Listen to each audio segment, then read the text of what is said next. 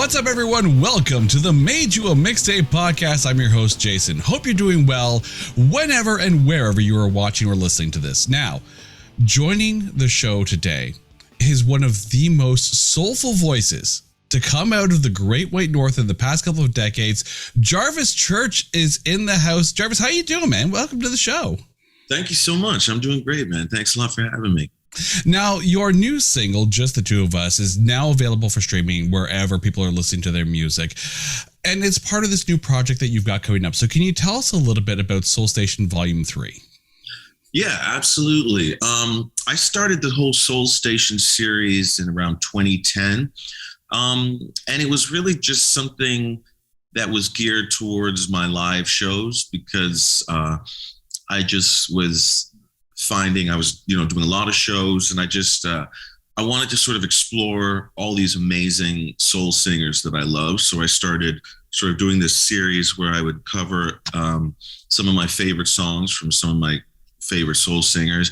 And then I would write a couple that was sort of like inspired by them. And so the first one was Sam Cooke. And then the second one was Curtis Mayfield. Volume 3 is the amazing late, great Mr. Bill Withers. So what I kind of decided to do, just to sort of mix it up, I guess, keep myself interested in the whole thing, is I kind of was just sort of feeling like this time around, instead of that sort of retro sound, which I had originally, I was going to do the covers with like modern contemporary production. So that sort of inspired the idea. The album's going to be called A Tribute to Bill Withers and Beyond. And the idea is really, I wanted to pay tribute to Bill, cover these amazing songs that I love, but I wanted to do them sort of in a contemporary style. And then I wanted to sort of have the music go forward into the future, so to speak, just sort of with music that I love, house music, electronic music, and stuff like that, as well as sort of soul, contemporary soul. So yeah, that's sort of the concept. And first track just dropped last week. Now, when the album comes out, Bill Withers fans are going to notice that there's one song missing that, most people will kind of lean towards, and that's Lean on Me. Why leave that one out? Well, I tried it, believe me, I didn't want to leave it out. I just couldn't get it sounding contemporary. I think it has to do with the Club Nouveau version, which is like one of my favorite. And I grew up on that. So it just, I don't know. I didn't feel like I could do a modern interpretation of that song. And that's really the only reason. I think when I do the show live, I'll probably do Lean on Me live, because it's such an amazing song. I love it so much. Grew up singing it. But yeah, after attempt, I just could not get a version that sounded contemporary in a way that I was cool with. When you're looking at recording a song or re-recording a song and putting your own spin on it, how much does someone else's cover kind of play into this? We talked about the Lean on Me version, but obviously there's as far as Sam Cooke's and Curtis Mayfield's discography, there has been other covers of those songs. Do you try to avoid listening to someone else's covers, or do you find inspiration in how other people have interpreted those classics? I think it could depend. Generally speaking, it's only an issue when that cover is really, really, really big, which was the case with Club Nouveau's version of Lean on Me. But there's, like you said, with all these other classic soul singers, there's so many covers that one doesn't necessarily stand out. So it's not something that I shy away from. But again, it's just, I'm really careful whenever I cover someone like, one of these greats. I always try to never get in competition with them. Because, I'm not trying to compete. People are always like, how do you have the balls to sing some of these songs? Because these people are so legendary and their versions are so iconic. I just sort of see it like, a song is a story, and I'm just going to tell the story, sort of in my own words. I'm not really trying to tell the story and make myself come off as any better than the original storyteller. Now, obviously, the last year and a half for a musician, any performing musician, has to have been hard. So, how has this last year and a half been for you? It's been hard for sure. My shows, were all canceled. I had shows that were on the books, sort of already scheduled. And like I said, I've been touring pretty consistently since the 90s. Like literally, this is the longest maybe in my adult life I've ever gone without doing a show. So that's hard because that comes to be something. These shows are really a big part of your identity. Because it's not like it's really sort of a way that I kind of complete myself. So having that not a part of me anymore is a little unnerving. It's kind of it's a little sad, and I was really fortunate that I was able to have an opportunity to make this album. It really kept me sane during this period of inactivity. So it was really great to have something to focus on. Of course, the pandemic has changed a lot of aspects of what people consider everyday life. Even something as simple as public transit, which if someone were to go onto YouTube and do a search for Jarvis Church, they would find these old videos of when you would do Soul Station, say at Yonge and Dundas Square or on the subway. Looking back at that and then thinking of it now, do you ever see a day when you could do a Soul Station on public transit again? Yeah, I do. Probably in a year or two.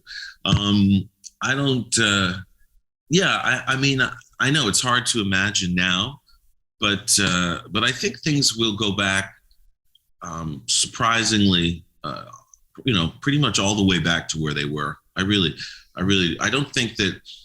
I think this is all going to fade remarkably quickly. Like once we legitimately get past this, I think we'll be past it for a year or two, and we'll be looking back, and it'll be surreal. I don't even think we'll, imagine that we were all this affected.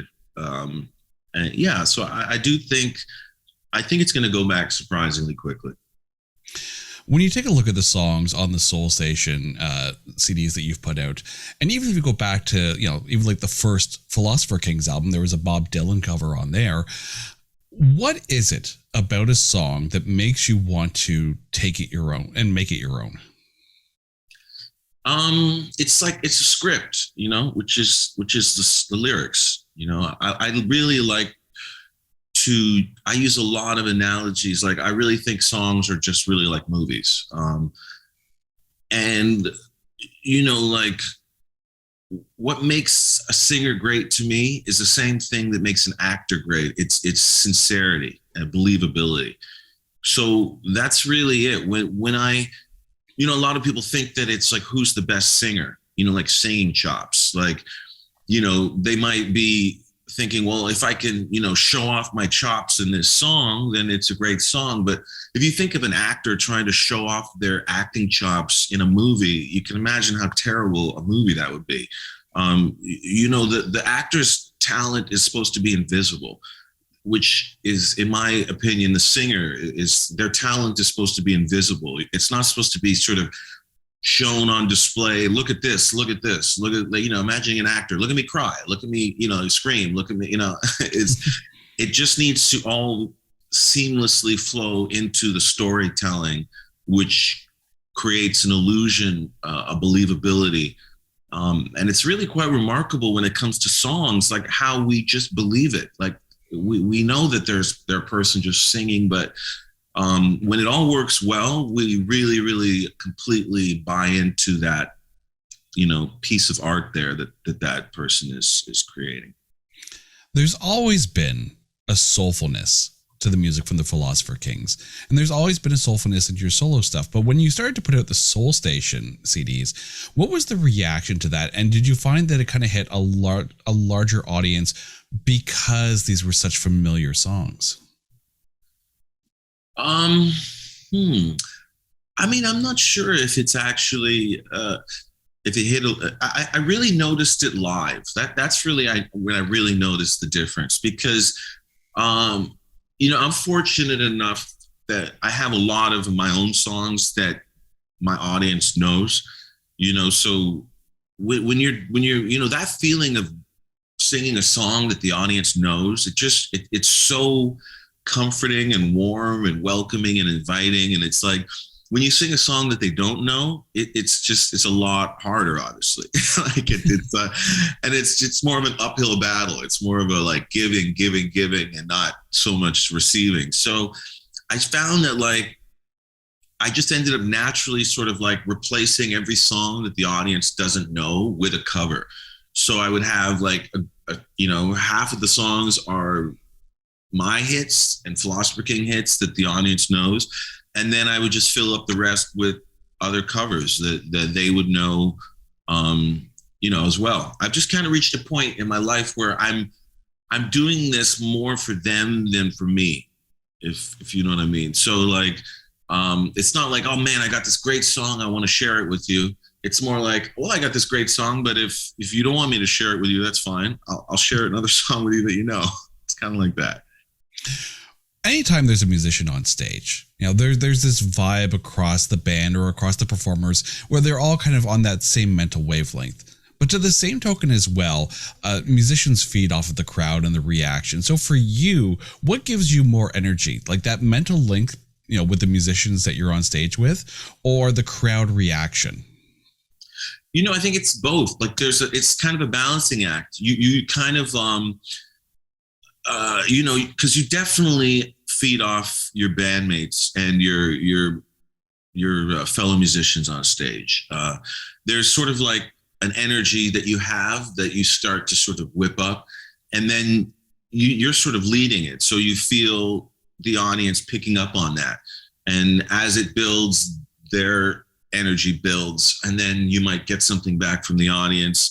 But you can't just sort of rely on the audience to just give you that energy. It's really your job as a performer to be putting it out there, and then sort of hoping they reciprocate. But if they don't, you still want to put out as much as you would either way. And do you find like, that connection, especially on stage, as far as the musicians go, do you find that energy changes when you're performing with the Philosopher Kings as opposed to Soul Station? Yeah, there's definitely a difference. But like I've been performing with my Soul Station band now about as long as I had been performing with the Philosopher Kings, so it really,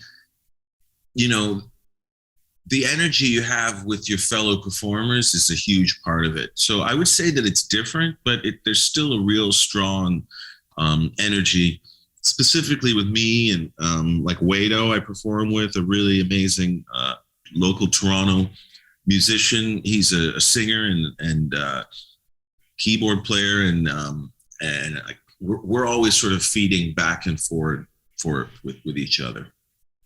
When it comes to collaborations, and of course, you've done a lot of work with Nelly Furtado, with Kenan, with Estero. How does that, first of all, how does that kind of come up? That approach to collaborate with, and then how does the process differ from writing something from the Philosopher Kings and writing something for somebody else? Well, it's like the singer is sort of the storyteller of the song, so the song really has to be catered towards that singer. I'm a huge believer in the idea that it's not really about who's the best singer, it's about who's the most sort of convincing in that role, like I was saying. So I just think that whenever you're working with a different singer, you have to understand that they're the ones that are going to be telling this story. So it has to be really geared towards that person so that it just feels sincere. As you're writing those songs, are you hearing their voice in your head as you're writing? Yeah, I am. And it's amazing too, when you start, I also work with Jordan Alexander, who is the lead on the new Gossip Girls reboot. So she's kind of like, she's a big star now in the acting world. A lot of people don't know that she was a musician and is a great musician. And I did 2 albums with her, back in the day, like, maybe 30 songs. And I just, even to this day, I can hear her voice clear as day in my head, and what it would sound like when she sings, any song. So it's definitely a big part of it. And you need to have that to be able to see the vision in your mind. Working with as many, singers and whatnot that you have, do you ever kind of see somewhere down the road a Soul Station duets project? Yeah, I do actually. I was just thinking about that recently. I think that might be something I do next. Again, just to sort of keep it interesting and just keep, it's hard repeating yourself. I think that's a common theme for most creators, most musical creators, even film creators. I'd imagine it's really hard to go back over territory you feel you've covered. And I think that's a challenge because I think some of the greatest artists in history have had the discipline to do that. Like I think about bands like Sade and how they just basically have been doing the same thing since their inception. And it's not easy to do that. There's a huge sort of innate desire to try to turn left now or turn right and flip your sound. So I really have a deep respect for artists that can really just entrench in their identity and let that go over decades. If given the opportunity to have anyone duet with you on a Soul Station album, are there any singers that come to mind that you would love to collaborate with? Yeah. Sure. I love Jessie Reyez. I think she's amazing. There's so many great up and coming Toronto musicians. There's always been, and even superstars. Like I'm a huge fan of The Weeknd. I'm a huge fan of Drake. Obviously it would be a dream to collaborate with either of those guys. But it's just, I think there's a lot of, there's just really so much talent in Canada. It always really makes me proud. There was a long stretch between Philosopher Kings albums before we got to 2018's The Return of the Kings. Obviously, with yourself doing Soul Station, there's a lot of, kind of side projects to go on with the different members. Is it hard to find time where everyone is available to get together and do a Philosopher Kings project? Absolutely. Yeah. Very, very busy group of guys, all successful in their own right, all doing different projects. Yeah. So, and I guess it's not just the timing, but it's like, it's hard for people to step back into that chair necessarily if they're busy, producing another album. Maybe they're not, in the mindset to be the bass player and a collaborator in a band when they're off developing and producing sort of their own music. So it's and I maybe that's what the audience loves so much about a band, is that it's really a group of people that are all just a part of a whole. There's no sense that anyone is like the whole thing. It's a really unique thing being in a rock band. That was one of the things you started to mention, like as far as like the shifting gears go, with people doing the different projects for yourself. When it comes time to, okay, let's do the Philosopher Kings thing, and now we're going to go to Soul Station. Do you have, does it take some time to change the mindset, or does it change that much for you? Sure it does. Yeah, it does. When I first started with the Philosopher Kings, I was just making music where we were all just sort of collectively making the music, but we didn't really have any sense of where we were heading musically. It was like kind of like water just working its way down a sidewalk, but as I've gotten older in music in my career, I'm much more inclined to see a point, like a direction, a sonic direction, a stylistic direction, and like want to go there.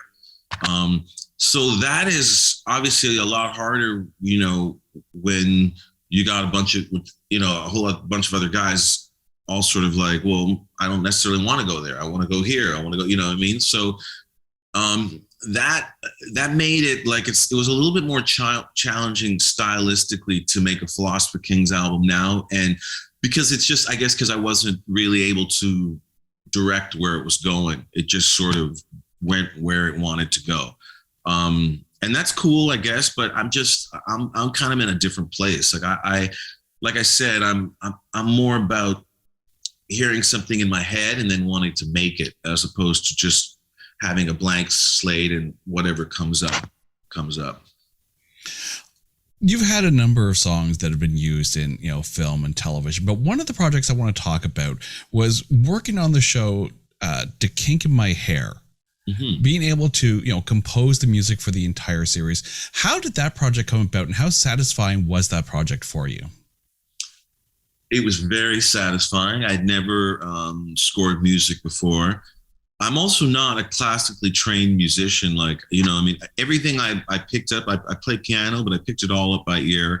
I'm arranging strings and all that stuff all by ear. I've always just kind of felt my way through music in the dark, in a way, like solely by my feelings, solely by my ears. So I never, it probably took me longer than it would take other people, but it was great. I did 2 seasons for them. I went down to Jamaica and put an amazing band together. And then we just started recording, hundreds of little stops and starts and grooves and moments. You don't realize when you score a TV show, you need all these 2-3 second clips of music that have to have a start, a middle, and an end.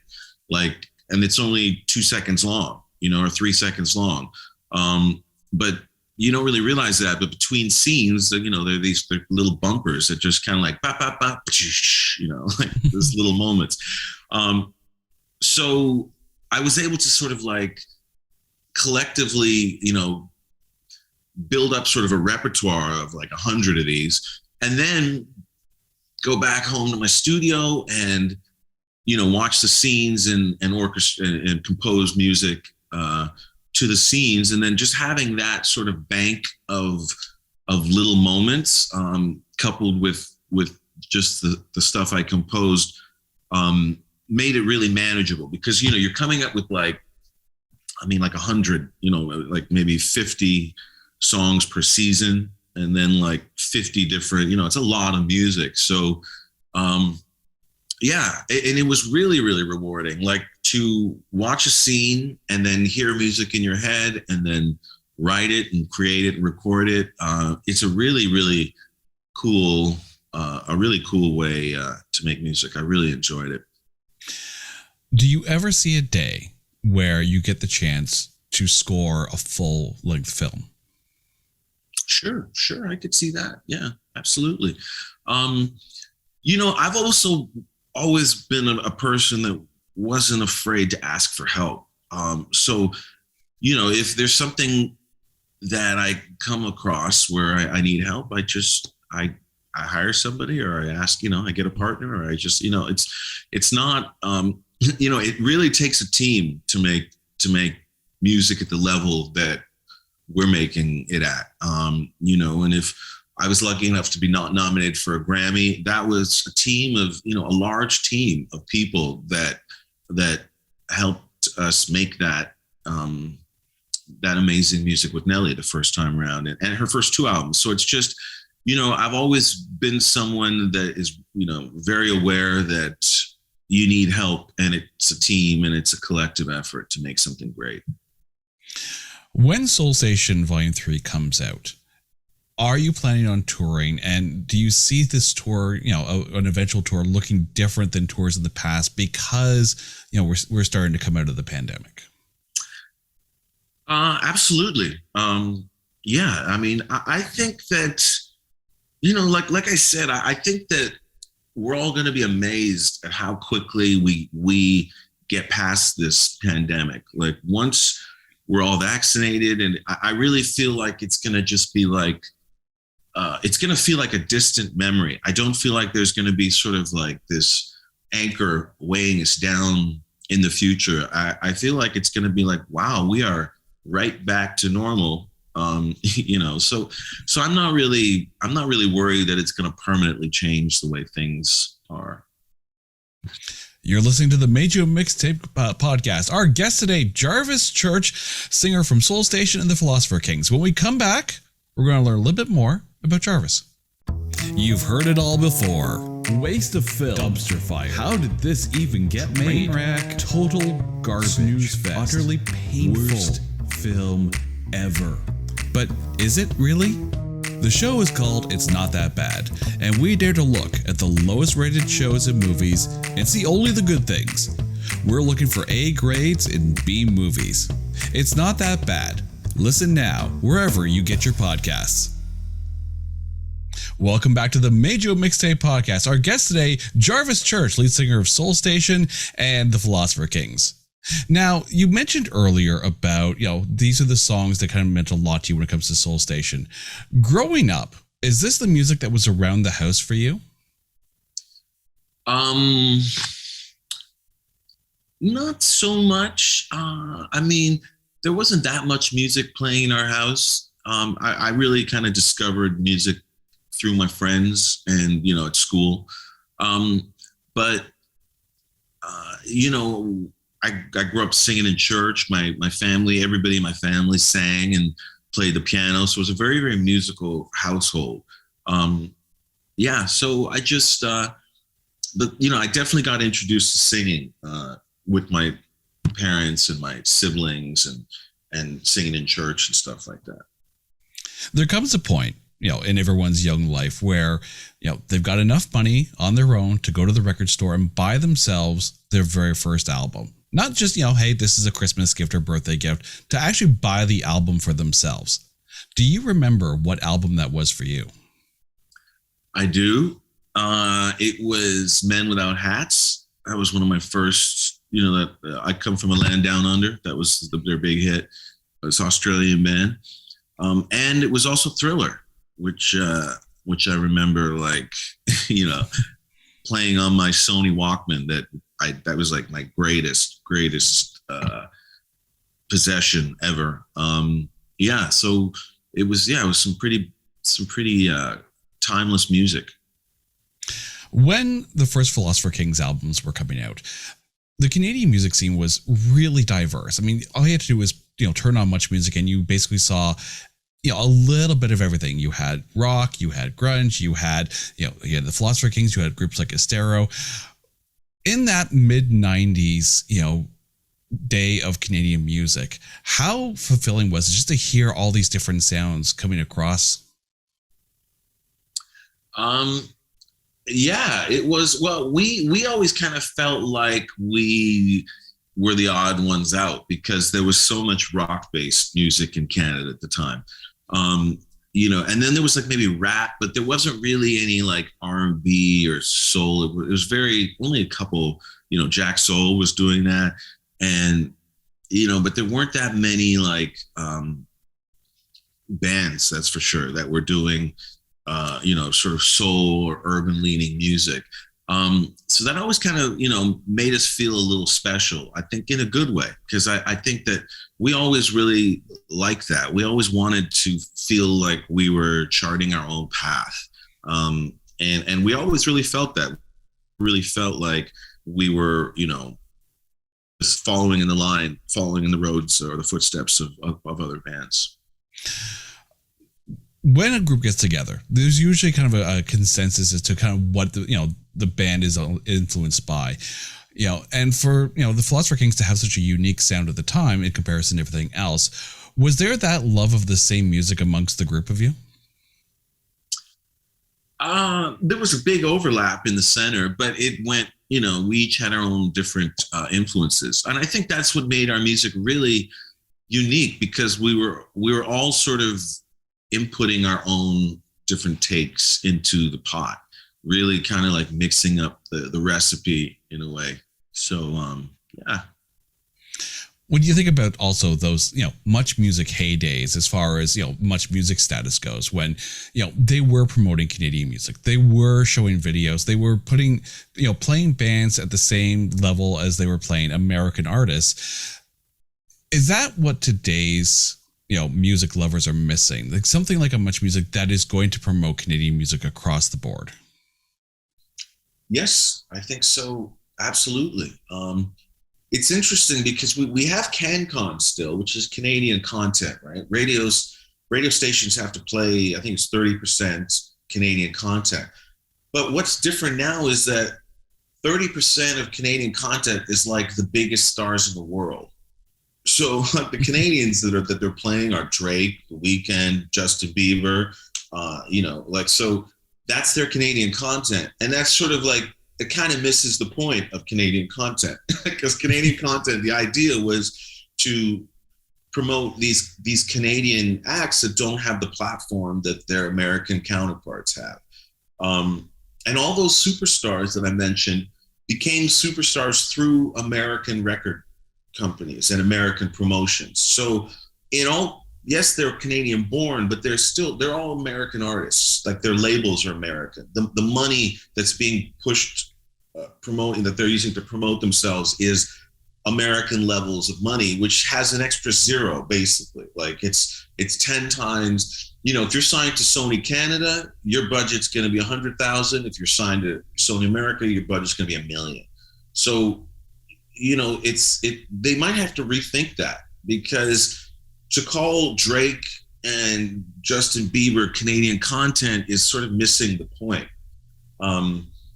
Yes, they're Canadian artists, but the labels, like the money that is promoting them, is American money.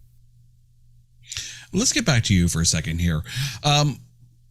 Before joining the Philosopher Kings, obviously, being a music fan, what were some of the concerts that you went to?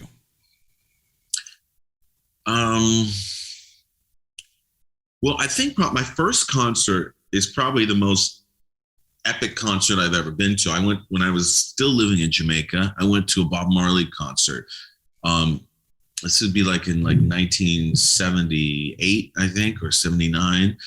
A really, really famous freedom concert, it was called, where Bob Marley brought the two political leaders, sort of the prime minister at the time and the leader of the opposition. They were kind of warring and fighting, and he brought them on stage to, shake hands and stuff like that. So it was a really powerful moment. And even as a young child, I remember thinking like, wow, music can do really, really important, big things.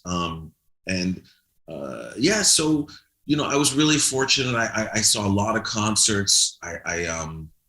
My parents used to take me to Ontario Place in Toronto, and at the Forum, I saw Kool and the Gang there once. I think it was just amazing. I'll never forget them playing Celebration while the stage was, rotating, and everybody was just, in euphoria. I've been to some amazing concerts. I've been lucky. And that, of course, leads us to the big question of the show. So if you, Jarvis Church, had to introduce yourself to a total stranger, but instead of saying, "Hi, I'm Jarvis, nice to meet you," you hand them a mixtape, and on that tape are songs that tell the story of you. What songs are on that tape, and why are those songs there? All right. Sure. Okay. So I got my list here. I mean, it's not just about me, I guess I would say. I would be trying to still, I think, bring them into the arena of music that I love. So it's not just that I'm expressing who I am, but I'm definitely trying to expose them to great music, in my opinion. So one of the most amazing bands that I've come across, whenever people ask me to put them on to new music, I always put them on to a band called the Frighteners. It's Frighteners, and there's no E at the end. So it just ends with, it's FRIGHTNRS. They started around 2010, and in 2016, they made this album on Daptone Records. that is like, they're four guys living in New York, studying music in New York, and they made this sort of quintessential lovers rock album. Lovers rock, for people that don't know, because I didn't even know before I really got into them.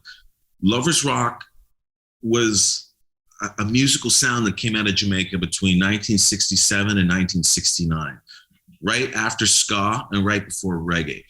And it's music that people would dance to at like a dance hall, but it's all sort of like crooning kind of love music and like, but for anyone that liked, Amy Winehouse's Back to Black, which is most people you come across, just that sonic print, this album has that from beginning to end. I just picked one song to start off my mixtape. It's called Going to Make Time by the Frighteners. The singer, unfortunately, has passed away, but Dan Klein, who's this, redhead singer that just sings with such emotion and such soul. And it's also like the kind of album you can put on from beginning to end. You will not take it off. You will love it. You'll play it all the time. So I always start with the Frighteners and trying to put people onto that. Okay, so that's the Frighteners. Should I just go through it? Absolutely. Okay. Second on the list would be one of my favorite songs by the DJ/producer Zoo, called Cocaine Model. This song just has such a mood to it. It's sort of my go-to, put me in a good mood. And anybody that knows me knows I'm almost always in a good mood. I'm a very sort of up, positive, optimistic kind of guy. And this song sets a mood that kind of takes me to a yacht party where, all my friends are there and it's just perfect weather. And, it really kind of transports me to the world of good vibes. Third, I have a song called Brazilian Soul featuring Sophie Tucker. I love Sophie Tucker a lot, but this song in particular, the producer's name are the Knocks. And it's just a vibe, a really, really sweet vibe of like very organic, very soothing, but you could, play it anywhere. And again, most people would love it. Next, I've got It Makes You Forget by Peggy Goo. She's an amazing Korean DJ/singer. And I just got introduced to her music, maybe last year, to be honest, during the lockdown. And it's just, she's got such a unique perspective. And it just, again, it kind of creates a world that is so foreign to me, but just so fresh and so like original. So check that one out. Another thing I did during the pandemic is I got a mixer and some CDJ turntables, and I started, DJing, just because I've always wanted to do it. And I've always kind of wanted to I've always loved house music and just dance music in general. So I always kind of really wanted to just make my way around the actual gear. And when I was doing that, there was one song in particular that would always get me just in the right mindset for a great party. It's called White Tusk. The producer's name is Mark Allo. Next, I would throw in songs, one of my older songs, which is one of my favorites I did with a producer named William Orbit. He's well known. He did stuff with Madonna and he's done stuff with U2. And I was fortunate enough to be able to him in the early 2000s. And we did a song together called Basic Guy.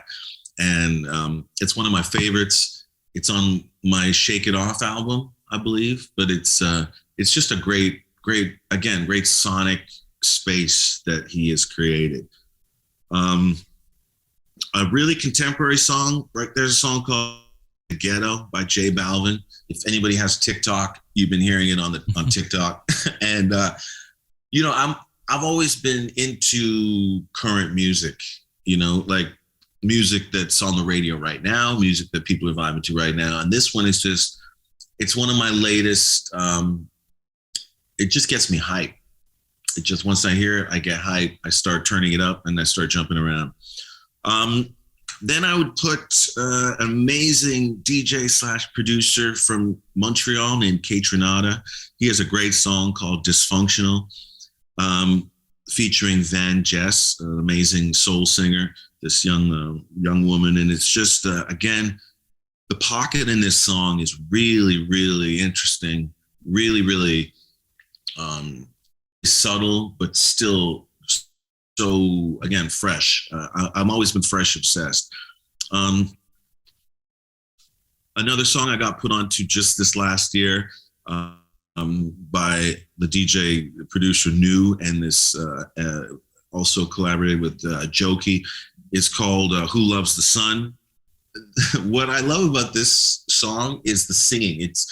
It's very sort of amateur sounding, I guess is the way to describe it. Like, the singer, you don't get the sense that he's a singer. You get the sense that he's just a guy that's just telling you what's on his mind. And the sentiment is, who loves the sun? He's been dumped, and he's basically saying, I don't love the sun. Not everyone loves the sun, because when you've been dumped, the sun, yeah, it makes plants grow, but who cares? You know what I mean? So, but the delivery of this vocal is so amazing to me. And it all, again, comes back to my belief that a singer's job is to be sincere, not to impress the listener with their skill. And this guy just epitomizes that. Whoever sang the track, it's just a real regular, everyday kind of guy. It sounds like. And then the 10th song is just another sort of like DJ song that like gets me super hyped. This song called Brighter Days by Kashmir and Doja. And again, just super hype, super fresh music that I played to set the mood and get people's heart racing going and get everyone's energy up. And that's my mixtape. When it comes to recording a lot of these classics, these songs that have meant a lot to you, as far as the Soul Station albums go, when you're in the studio, how do you know? To you, how do you know when the song is right? That's a very good question. And it's a hard thing to know, but I've been working so long at cracking that code that I've got some insights, because it's hard to do every time. But generally what happens is the song starts sounding simpler and simpler. And then when it's finished, it just sounds like 1, 2, or 3 things.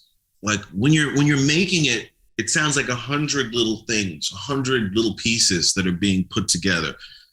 But when it's right and when it's finished, it just sounds like 1 or 2 or 3 different things. Like it might be a bass line, a vocal, and like a kick drum. Like, even though you got 100 different things in there, when the song finally glues together and gels, it really ends up just sounding like 1 or 2 or 3 big pieces of information that you're very familiar with, that you've heard 1,000 times, that you completely can relate to. So yeah, I think that a lot of people don't realize that, but it's like the simpler and simpler and simpler it sounds, the closer you're getting to a finished song. Jarvis, thank you so much for this. When can listeners expect Volume 3 to finally be released in its entirety? That's going to be the end of March. We're going to have the whole thing out. And it's like I said, I think people will be really, really surprised, because it's not what you'd expect from the other Soul Stations. It's really got sort of a contemporary vibe, and you'll get to sort of hear where I see music going and where, what the music sounds like in the future, according to me. If it sounds like the cover of Just the Two of Us, listeners will not be disappointed. Jarvis, thank you so much for listening. To our listeners, thank you for listening to this edition of the Major Mixtape Podcast. Now, if you're listening to us on an audio streaming service, you can watch this entire interview over on YouTube. But if you're watching us on YouTube right now, you can go to wherever you get your podcast, download, and listen on the go. This is the Major Mixtape Podcast. I'm your host, Jason. Until next time, take care.